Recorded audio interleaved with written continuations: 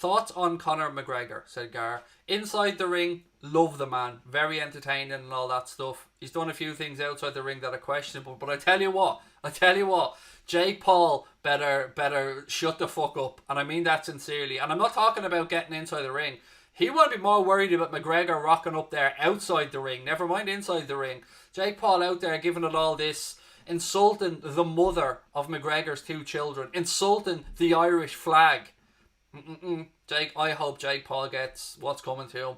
And I wouldn't be worrying about McGregor inside the ring, pal. I'd be just worried about McGregor rocking up there with a busload of his Dublin mates, mate, and really just destroying him. Honest to God, mate. He's crossed the line.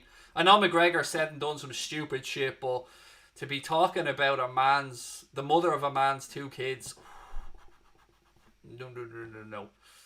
Jake Paul is an absolute clown. Absolute clown. And here's what I don't get about that video as well.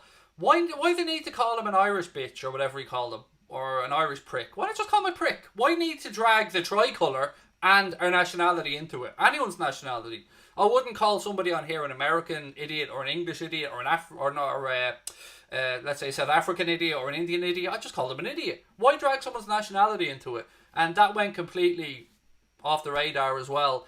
And also he said McGregor's never seen a $50 million purse for a fight. Well, he has. He got between 80 and 100 million for a fight with Floyd Mayweather. But look, there is a queue of Irishmen, and I mean literally a queue of Irishmen that would step into that ring or outside the ring and absolutely end Jake Paul, whether it be in or outside the ring.